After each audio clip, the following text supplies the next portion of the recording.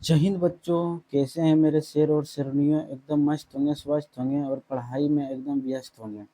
तो चलिए, बहुत सारे बच्चे का डिमांड था सर सब्जेक्टिव क्वेश्चन करवाइए पॉलिटिकल साइंस का चैप्टर बाय चैप्टर। तो आज आप लोगों का डिमांड पूरा करने के लिए हम आ गए हैं सब्जेक्टिव क्वेश्चन लेकर। देखिए, अगर चैनल पे पहली बार आए हैं तो चैनल को सब्सक्राइब करें और वीडियो को शेयर करें, लाइक कमेंट एकदम धाए धाए लाइक करें। तो चलिए देखिए क्या है। इन बिहार बोर्ड इंटर परीक्षा 2026, सॉरी एडिट करने में 2026, बिहार बोर्ड इंटर परीक्षा 2026। तो चलिए देखिए, subject political science, short question answer, 2 number 2 marks का जो रहता है सब्जेक्टिव शॉर्ट, वही क्वेश्चन लेकर आए हैं। अध्याय शीत युद्ध का दौर, चैप्टर नंबर 1 से, कोल्ड वार एरिया। हिंदी में शीत युद्ध का दौर, इंग्लिश में कोल्ड वार एरिया। तो चलिए देर न करते हुए क्लास को स्टार्ट करते, एकदम क्लास को शुरू से अंत तक देखें। यहाँ से काफ़ी इंपॉर्टेंट सब्जेक्टिव क्वेश्चन जो आप लोग यहाँ से लमसम में 5 या 6 नंबर एकदम पकड़ सकते हैं, क्योंकि बिहार बोर्ड में एक नंबर काफ़ी इंपॉर्टेंट है, एक नंबर काफ़ी इंपॉर्टेंट, इसलिए क्लास को इग्नोर ना करें। चलिए देर ना करते हुए क्लास को स्टार्ट करते हैं। पहला क्वेश्चन मेरा क्या है आपके सामने स्क्रीन बोर्ड पे। तो चलिए देखिए, शीत युद्ध किसे कहते हैं? शीत युद्ध किसे कहते हैं? क्या है शीत युद्ध किसे कहते हैं? देखिए इसका आंसर क्या होगा, ये है मेरा आंसर। अमेरिका और सोवियत संघ के बीच वैचारिक, राजनीतिक, आर्थिक, सैन्य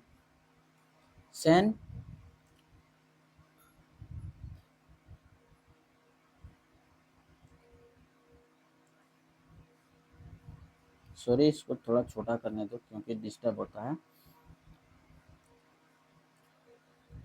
अमेरिका और सोवियत संघ, क्वेश्चन क्या, शीत युद्ध का, शीत युद्ध किसे कहते हैं?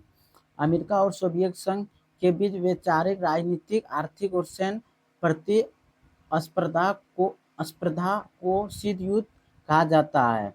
इसमें प्रत्यक्ष युद्ध नहीं हुआ, बल्कि प्रतिस्पर्धा व तनाव बना रहता है। देखिए, शीत युद्ध कोई युद्ध नहीं होता था, बॉर्डर पे जैसे मारपीट होता है, गोली बंदूक ये सब कुछ नहीं चलता था। क्या होता है, जैसे घर में देखिए, जैसे गोतिया में झगड़ा होता है ना, गाली गलोज होता है ना, गाली गलोज, ये गरियाल को वह गरियाल को, उसी तरह गाली गलोज होता था, एकदम झगड़ा, गाला गली पूरा एकदम, मारपीट नहीं होता था, सनका सन को सनक जाता मारने के लिए, लेकिन मार नहीं होता है, इसमें मार नहीं होता था। जैसे हम लोग गांव देहात में झगड़ा ना होता पूरा, उसी तरह झगड़ा हो रहा था, मारपीट नहीं हो रहा था। तो चलिए आप लोग अच्छी तरह से समझ गए होंगे। तो नेक्स्ट क्वेश्चन की ओर बढ़ते हैं। प्लीज अगर चैनल पे पहली बार आए तो चैनल को सब्सक्राइब करें और वीडियो को शेयर करें।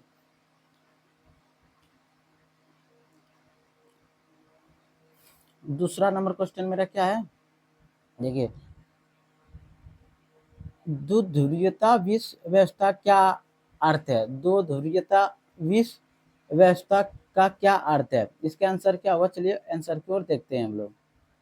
देखिए, जब विश्व में दो महाशक्तियों अमेरिका व सोवियत संघ में बढ़ गया और दोनों में अपने अपने समर्थन देश हो गए, तो इसे दो ध्रुवीयता विश्व व्यवस्था कहा जाता है। देखिए, अमेरिका और सोवियत संघ दोनों दो भागों में बढ़ गया, दो भागों में बढ़ गया, दो भागों में बढ़ गया, भागों में बढ़ गया, दो भागों में बढ़ गया। अमेरिका और कौन? सोवियत संघ, रूस, सोवियत संघ को रूस कहते हैं। सोवियत संघ दो भागों में बढ़ गया और दोनों में अपने अपने समर्थक देश हो गए, और इसे दो ध्रुवीयता विश्व व्यवस्था कहा जाता है। समझ गए होंगे, इतना आसान सब्जेक्ट, इतना सा लिख दीजिएगा, 2 नंबर मिल जाएगा, 2 नंबर मिल जाएगा, इतना सा लिख दीजिएगा, 2 नंबर आपको कंफर्म, 100%, कोई नहीं काट सकता। चलिए तीसरा नंबर क्वेश्चन क्या है, काफी इंपॉर्टेंट क्वेश्चन है, इस बार भी एग्जाम में आया था ये वाला सब्जेक्टिव काफी। मार्शल योजना क्या है? मार्शल योजना क्या है? काफी इंपॉर्टेंट क्वेश्चन है, इग्नोर ना करें। देखिए, जो इंपॉर्टेंट क्वेश्चन हम इसको घेर देते हैं। द्वितीय विश्व युद्ध के बाद अमेरिका ने यूरोप के देशों को आर्थिक सहायता देने के लिए योजना शुरू की, उसे मार्शल योजना कहते हैं। देखिए, द्वितीय विश्व युद्ध के बाद अमेरिका ने अमेरिका काफी शक्तिशाली देश है, उसके पास काफी धन दौलत है, यूरोप एकदम आर्थिक स्थिति से परेशान था, आर्थिक स्थिति से परेशान था। मार्शल नाम का एक व्यक्ति था, क्या नाम है उसका, सॉरी नाम अभी भूल रहे हैं, आप लोग कमेंट में जरूर बताइएगा। अमेरिका ने यूरोप को आर्थिक सहायता देने के लिए योजना शुरू किया था। आर्थिक सहायता के लिए अभी देख, जैसे वृद्धा पेंशन योजना मिलता हम लोग का बिहार बूढ़ा आदमी, क्या मुख्यमंत्री वृद्धा पेंशन, स्कॉलरशिप पैसा जैसा भी 10,000 मिल रहा है, क्या मुख्यमंत्री बालक बालिका प्रोत्साहन राशि, इसी के नाम से एक यहाँ योजना चलाया गया था। योजना का नाम क्या था? मार्शल योजना। क्या नाम था? मार्शल योजना। एकदम काफी इंपॉर्टेंट सवाल, इस पर भी पूछा गया था, तो इग्नोर ना करें दोस्त, इग्नोर ना करें। चलिए चौथा नंबर क्वेश्चन क्या है देखते हैं।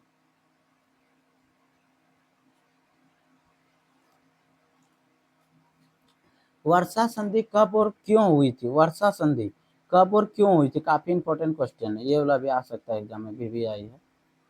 वर्षा संधि कब और क्यों? चलिए इसका आंसर क्या होगा, आंसर की ओर बढ़ते हैं। 1955 में इसका गठन हुआ था। कब? 1955 में सोवियत संघ और उसके मित्र देशों ने नाटो का जवाब देने के लिए वर्षा संधि का गठन किया था। देखिए नाटो का स्थापना कब हुआ था? 1949 में। कब हुआ था? 1949 में। उसी के जवाब में इसने सोवियत संघ, रूस ने भी उनके उसके मित्र देशों को नाटो का जवाब देने के लिए वर्षा संधि की स्थापना की थी। कब? 1955 ईस्वी में। काफी इंपॉर्टेंट क्वेश्चन है, इग्नोर ना करें। चलिए 5वां नंबर क्वेश्चन की ओर बढ़ते हैं। देखिए क्या है, सॉरी सॉरी सॉरी सॉरी,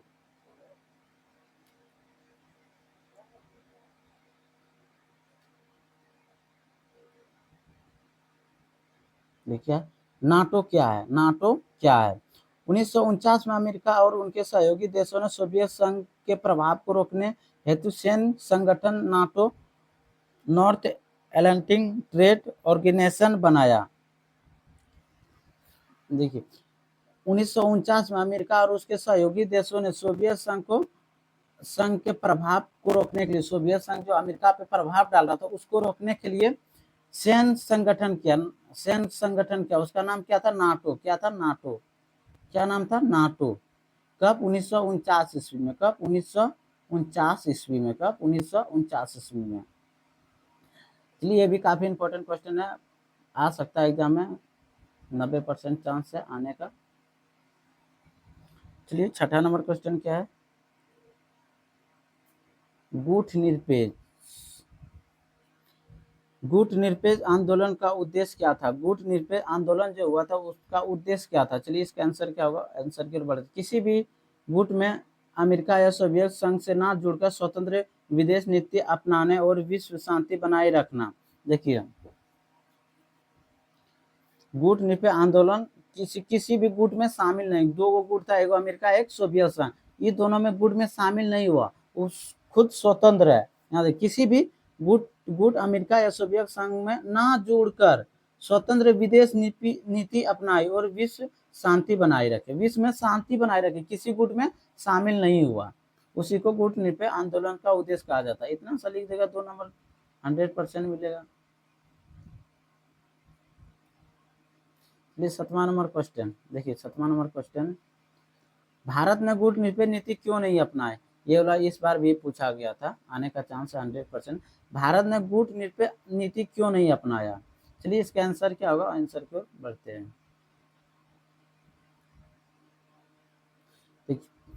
देखिए क्योंकि भारत अपनी स्वतंत्र विदेश नीति अपनाई थी, भारत ने स्वतंत्र नीति अपनाई थी। पंडित जवाहरलाल नेहरू ने कहा कि हमको कोई गुट में शामिल नहीं होना है, हम स्वतंत्र रहेंगे, किसी के गुट में ना अमेरिका के साथ रहेंगे ना सोवियत संघ के साथ रहेंगे, हम अपना अलग रहेंगे।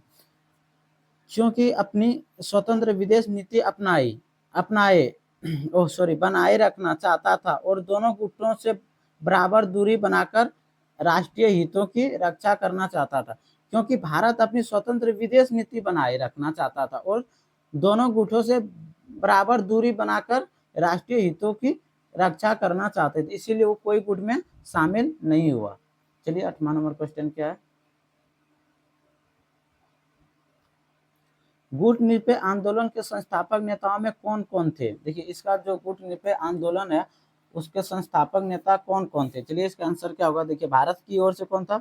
पंडित जवाहरलाल नेहरू, नासिर मिस्त्री, जोपिस ब्रोस टीटो यूग्लोलेशिया का है। नक्रुम नक्रुम महा घाना सुकुर्नो इंडोनेशिया का। ये सब मतलब नेता गुटनिरपेक्ष का आंदोलन में था। गुटनिरपेक्ष आंदोलन से दूरी बनाकर स्वतंत्र रहना चाहता था, इसलिए गुटनिरपेक्ष में शामिल ना हुआ, अलग स्वतंत्र नीति अपनाई इसने। चलिए 9वां नंबर क्वेश्चन क्या है, शीत युद्ध का विश्व राजनीति पर क्या प्रभाव पड़ा। शीत युद्ध का विश्व राजनीति पर क्या क्या प्रभाव पड़ा, इसका आंसर के काफी इंपॉर्टेंट क्वेश्चन है। देखिए, विश्व दो गुटों में बढ़ गया, हथियारों की होड़ बढ़ी, क्षेत्रीय युद्ध हुए और परमाणु हथियार का खतरा पैदा हुआ। इतना सा लिख देगा बस 2 नंबर। क्या विश्व विश्व में दो गुट हुआ, कौन कौन, अमेरिका और सोवियत संघ। बढ़ गया, हथियारों की होड़ बढ़ी, अमेरिका कह रहा मेरे पास हथियार अधिक है, परमाणु बम है, युद्ध हुए और परमाणु हथियारों का खतरा पैदा हुआ। किसमें, परमाणु। परमाणु अगर देखिए किसी देश पे परमाणु अगर छोड़ देगा ना, उसका 400 कितना 465 या 365 टन होता है एक बम से। पूरा देश अगल बगल, अगर यहाँ हमारे अभी बिहार में छोड़ देगा ना, बिहार का जितना जिला है उसके अगल बगल पूरा तबाह कर देगा। परमाणु बम में इतना पावर है, इसलिए परमाणु बम किसी देश पे नहीं छोड़ा जाता है। चलिए लास्ट क्वेश्चन और 10वां नंबर क्वेश्चन क्या है,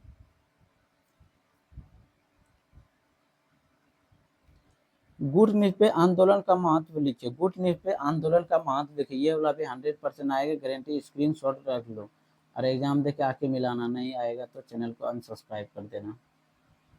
चलिए इसका आंसर क्या होगा, इस आंदोलन ने विकासशील देशों का स्वतंत्र विदेश नीति अपनाने का अवसर दिया और शीत युद्ध को सीमित करने में मदद की। देखिए, सीमित करने में मदद की। इस आंदोलन के विकासशील देश, जिसके पास विकासशील देश स्वतंत्र विदेश नीति अपनाने का अवसर दिया और शीत युद्ध को सीमित करने, समाप्त करने का मदद किया। शीत युद्ध को समाप्त करने का मदद किया। काफी इंपॉर्टेंट क्वेश्चन, जितना भी सब्जेक्टिव अभी 10 को करवाएं, सब्जेक्टिव 10 को करवाऊँ, उसमें तो 5 को या 2 को तो कोई नहीं छोड़ा सकता है, या 2 को 100% आएगा। ये गारंटी नहीं कि बिहार बोर्ड यही सवाल पूछ देगा, अगर यही सवाल पूछेगा सब बच्चा टॉपर होगा, क्योंकि पढ़ना तो सब है। चैप्टर 1 का है, ये चैप्टर 1 का है, चैप्टर 1 का है, कल चैप्टर 2 का आएगा। तो क्लास को इग्नोर ना करें और चैनल को सब्सक्राइब करें। फेसबुक पेज के माध्यम से देख रहे हैं, फेसबुक पेज को फॉलो करें और सपोर्ट करें गाइज।